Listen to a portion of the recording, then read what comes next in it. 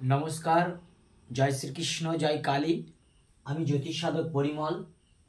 আজকে যেটি আপনাদেরকে বলবো সেটি আমার কাছে অনলাইন হস্তরেখা বিচার এবং জন্মছক বিচার করিয়েছিলেন এমন একটি জাতকের, যার নাম হলো অপু গোস্বামী। এর জন্মছক দিয়ে আমি আজকে বলবো যে কবে হবে ভাগ্য উদয়। আমাদের জ্যোতিষশাস্ত্রে কিন্তু পার্ট সূত্র অনুসারে এটিও কিন্তু একটি সূত্র, কবে হবে ভাগ্য উদয়।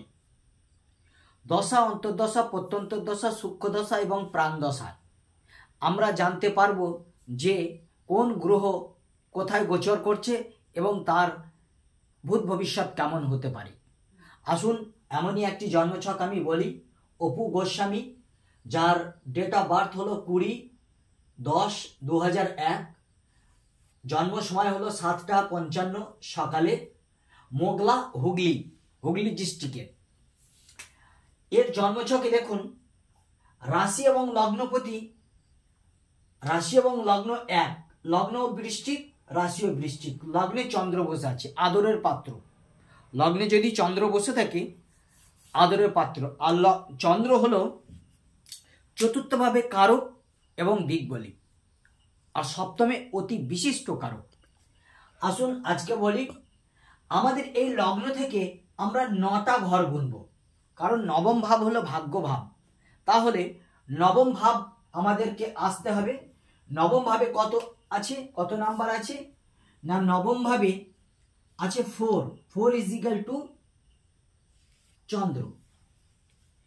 এই চন্দ্র আমরা জন্মছকে দ্বাদশ ভাবে কোথায় বসে আছে সেটি কিন্তু আমরা দেখব। চন্দ্র বসে আছে বৃশ্চিক লগ্নে, তাহলে বৃশ্চিক রাশিতে বসে আছে, এটি লগ্ন। বৃশ্চিক রাশি মানে এটি হলো মঙ্গল। তাহলে মঙ্গল কোথায় আছে? মঙ্গল আছে আপনার তৃতীয় ভাবে, অর্থাৎ লগ্নের তৃতীয়। রাশিটি কি? রাশিটি হলো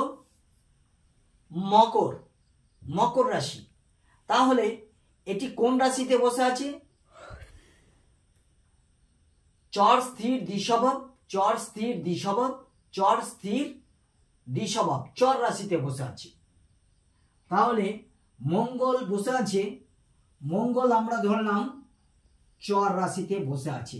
অর্থাৎ এই ছেলেটি এমনই একটি বিজনেস করবে যে বিজনেসটি হবে চলাচল করে, তার স্থায়িত্বের বিজনেস কিন্তু হবে না। এবারে বলি, কত বছরের ছেলেটির ক্যারিয়ার তৈরি হয়ে যাবে? আমাদের ভাগ্যপতি হলো চন্দ্র বসে আছে বৃশ্চিক রাশিতে। বৃশ্চিক রাশির অধিপতি হলো মঙ্গল কত বছরে ভাগ্য উদয় করায়? মঙ্গল ভাগ্য উদয় করাবে, ধরুন রবি ভাগ্য উদয় করাবে কত? 20 থেকে 22 বছরে। চন্দ্র ভাগ্য উদয় কবে করাবে? চন্দ্র হবে 24 বছরে। মঙ্গল কবে করাবে? মঙ্গল হবে 28 বছরে। বুধ কবে হবে? বুধ কবে ভাগ্য উদয় করাবে? 32 বছরে। বৃহস্পতি কম বয়সে, অর্থাৎ 16 বছরে। শুক্র কত বছরে? শুক্র 25 বছরে। শনি 36 বছরে এবং রাহু 41 বছরে এবং কেতু আমাদের 48 বছরে বয়সে কিন্তু ভাগ্য উদয় করায়। তাহলে আমরা জানলাম কি? মঙ্গল চর রাশিতে বসে আছে। মঙ্গল চর রাশিতে বসে আছে। চর রাশিতে বসে থাকা মানে জাতক চলমান ব্যবসা করবে এবং এই জাতকের ভাগ্য উদয় হবে 28 বছর বয়সে। আমি বলেছিলাম যে জাতকের পিতাকে ওনার নাম হলো ভুবন গোস্বামী। ওনাকে আমি বলেছিলাম যে আপনার ছেলে হয়তো কোনো ব্যবসা লাইনে হয়তো কোনো করতে পারে, নিজেকে প্রতিষ্ঠিত করতে পারে। উনি বলেছিলেন হ্যাঁ আমার ছেলে খুব কম বয়সে ধূপের বিজনেস করছে এবং ধূপ হোলসেলে ও ধূপের ব্যবসা করে। তাই তো এই ছেলেটির জন্মছক হিসাবে এই ছেলেটি কিন্তু 28 বছর বয়সে কিন্তু এর ভাগ্য উদয় করাবে। এইবারে দেখতে হবে এই মঙ্গলের দশা অন্তর্দশা কার চলছে। ধরুন দশাপতি দুর্বল, অন্তর্দশাপতি সবল, ছেলেটি শুভ ফল পাবে ওই 28 বছর বয়সে। দশাপতি সবল, অন্তর্দশাপতি সবল, ছেলেটি 28 বছরে শুভ ফল পাবে। দশাপতি সবল, অন্তর্দশাপতি দুর্বল, সেক্ষেত্রেও 28 বছরে শুভ ফল পাবে। কিন্তু দশাপতিও দুর্বল, অন্তর্দশাপতিও দুর্বল, সেই ক্ষেত্রে কিন্তু 28 বছরে ক্যারিয়ার করতে গেলে ভীষণ তাকে পরিশ্রম অথবা ভীষণ একটা নেগেটিভ পরিস্থিতির মোকাবেলা তাকে করতে হবে। যাই হোক, আজকে আমি খুব অল্প সময়ের মধ্যে আপনাদেরকে এই জন্মছকটি বোঝালাম। জন্মছকটি আরও বিস্তারিত বলার ছিল, কিন্তু যেহেতু আজকের আমার আয়োজন হলো কবে হবে ভাগ্য উদয়, তাই আমি সংক্ষিপ্তভাবে আপনাদেরকে বোঝাচ্ছি।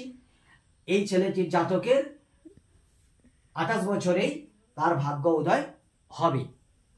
আমাকে দিয়ে যদি আপনারা কেউ হস্তরেখা বিচার করাতে চান তাহলে 9382123284 এই নাম্বারে ফোন করবেন।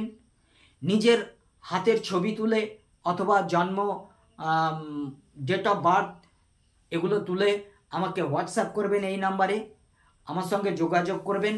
আমি বলে দেব শুল্ক কত লাগবে, কি বৃত্তান্ত, সমস্ত কিছু আপনাদেরকে আমি অনলাইনে জানিয়ে এই রকম কাগজে সমস্ত কিছু লিখে আমি বিচার করে আপনাদেরকে আবার পুনরায় ফোনে আমি পাঠিয়ে দেব। যাই হোক, আজ ছিল আমার এই আয়োজন। আমার একটি ইউটিউব চ্যানেল রয়েছে পরিমল মণ্ডল অ্যাস্ট্রো 20, সেখানে আমার প্রোগ্রাম দেখুন। ভালো লাগলে লাইক করুন, কমেন্ট করুন, অপরকে শেয়ার করুন এবং চ্যানেলটি সাবস্ক্রাইব করুন। জয় গুরু, নমস্কার, ভালো থাকবেন।